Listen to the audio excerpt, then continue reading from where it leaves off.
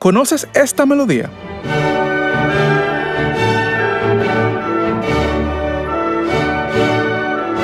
¿Y esta?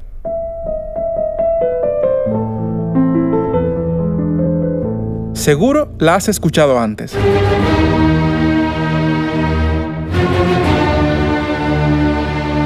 Entonces conoces al genio que rompió las estructuras de la música clásica y es todavía uno de los compositores más apasionantes y escuchados de la historia.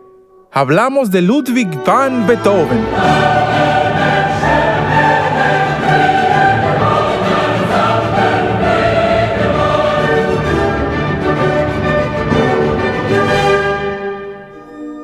Beethoven nació el 16 de diciembre de 1770, dentro de una familia de músicos en Bonn, una importante ciudad en el oeste de Alemania.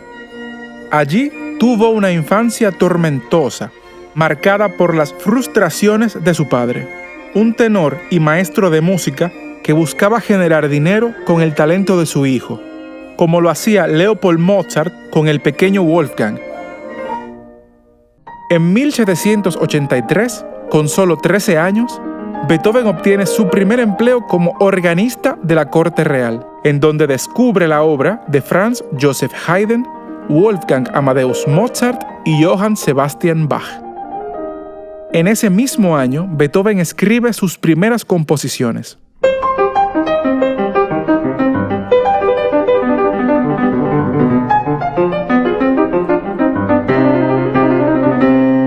Para 1791, recomendado como pianista virtuoso, viaja a Viena, capital de Austria y entonces capital musical de Europa, para estudiar bajo la tutoría del compositor vivo más importante de la época, Joseph Haydn.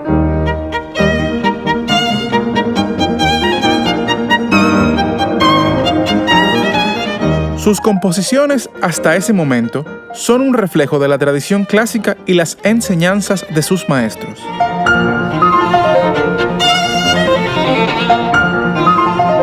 Pero la Revolución Francesa trae un torbellino de cambios sociales que enriquecen la personalidad musical de Beethoven y multiplican su popularidad.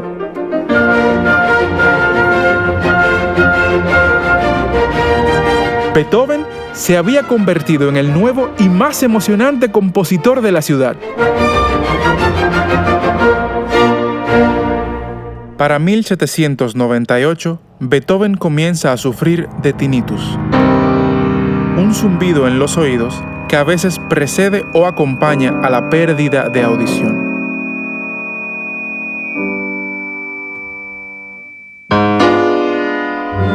Aislado por la vergüenza que le producía esa condición que mantenía en secreto, trabajó con un nuevo sentido de urgencia y profundidad, asumiendo su mayor reto hasta ese momento, componer una sinfonía. Aun cuando la obra señala marcadas influencias de Haydn y Mozart, los acordes disonantes con que se inicia y la rapidez y carácter del tercer movimiento revelan ya la presencia de un músico que se adelanta a su época. La tercera sinfonía fue inspirada por la admiración que Beethoven sentía hacia Napoleón Bonaparte y los principios de libertad, igualdad y fraternidad que sustentaba la Revolución Francesa. Esta sinfonía es la primera de estilo propio, sin ataduras a la tradición clásica y las influencias de sus maestros. Innovadora en tamaño y complejidad, Beethoven la titula Sinfonía Heroica.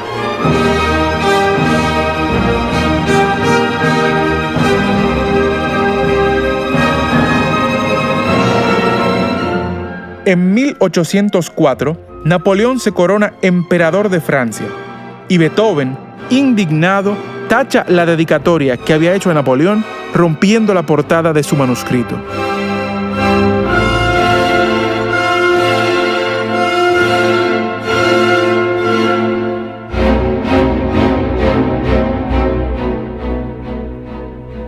En 1805, los principios de libertad e igualdad todavía resuenan en Beethoven.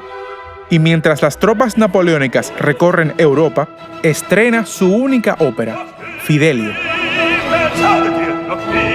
Originalmente llamada Leonora, Fidelio es una obra llena de idealismo y fervor revolucionario. Una ópera de rescate, un género popular en aquella época en que por primera vez el héroe sería una mujer, Leonora, quien se disfraza de Fidelio para entrar a la cárcel y rescatar a su esposo, preso por razones políticas.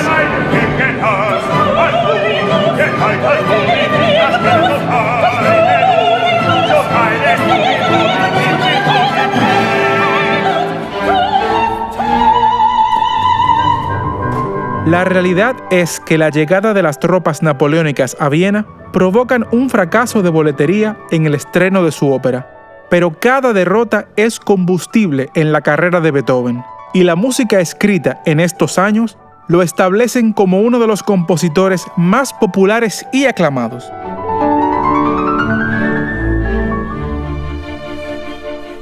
En 1808, a pesar de su creciente problema de audición, Beethoven compone, dirige e interpreta el que sería su concierto más notable. Un programa de casi 4 horas, dentro del cual estrena su cuarto concierto para piano, la Sinfonía Pastoral, la Fantasía Coral y su formidable Quinta Sinfonía. En esta última, Beethoven demuestra sus capacidades como compositor utilizando al máximo el motivo principal de 4 notas en todo el desarrollo de la obra.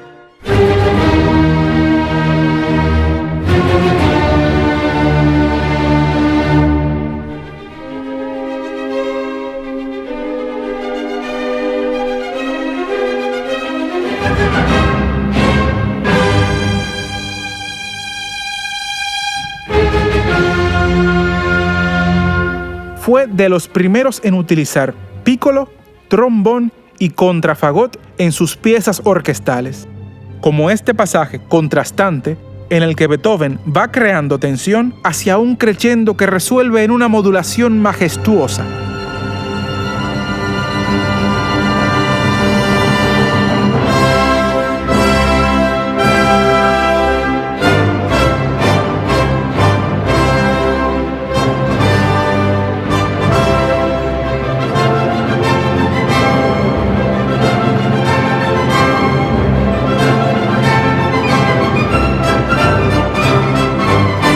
En 1811 estrena su trío del Archiduque para piano, violín y violonchelo.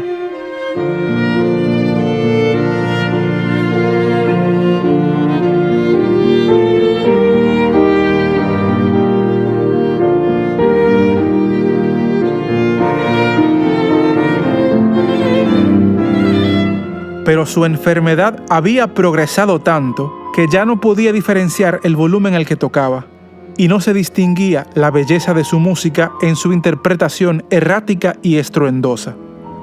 Humillado y avergonzado, no volvería a tocar en público. Beethoven demandaba mucho de sí mismo y de los que lo rodeaban. Era un hombre moralmente estricto, solitario y atormentado. La muerte de su hermano Caspar, la terrible batalla legal por la custodia de su sobrino Franz y sus constantes desilusiones amorosas agudizan su depresión y empeora su condición auditiva. Su música se vuelve más intensa y compleja.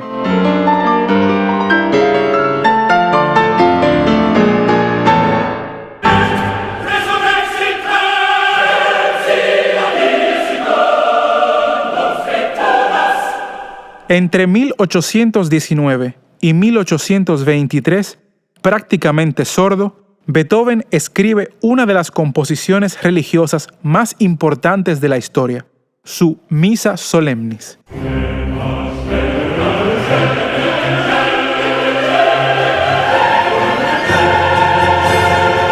Dedicada a su mecenas más importante, alumno y amigo, el archiduque Rodolfo de Austria, esta obra es una representación musical de lo que Beethoven entiende debe ser una misa.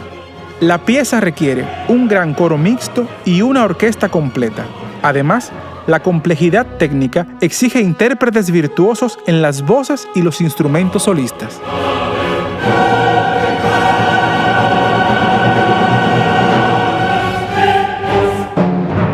En 1824, después de 13 años de trabajo, Beethoven estrena su sinfonía más larga, compleja e innovadora. Un trabajo de optimismo rebosante que contrasta con la fuerte crisis por la que atravesaba el compositor. Parece como si Beethoven quisiera darle al mundo un ejemplo de cómo enfrentarse a la adversidad.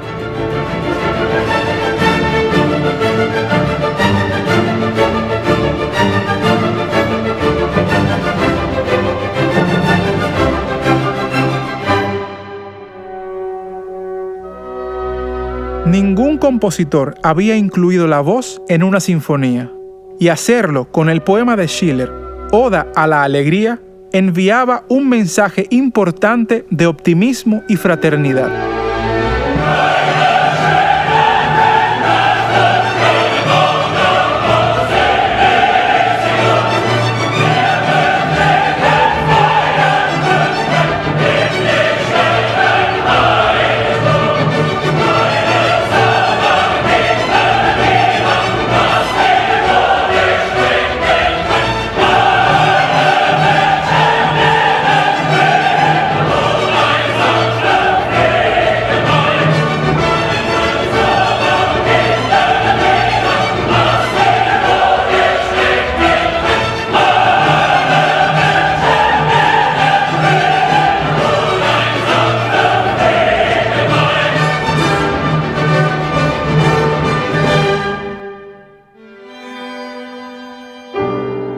Ludwig van Beethoven dedicó el final de su vida a sus últimos cuartetos de cuerda y al estudio del contrapunto. En 1827, después de varios meses en cama, muere por complicaciones hepáticas en medio de una tormenta eléctrica. El coraje y la determinación de Beethoven fueron obvios. Supo responder cada golpe con más música, y mientras buscaba expresar algo nuevo y profundo con cada pieza, también se plasmaba a sí mismo. Su originalidad y poder dramático son un reflejo de sus propias experiencias de vida y de los tiempos de cambio y reajuste de poder que vivía Europa. Su trabajo sirvió de puente y punto de partida para la música del romanticismo, invitándonos todavía a expresarnos con los medios que tengamos a la mano, de forma creativa y original, sin comprometer nuestros ideales, revolucionando con la verdad.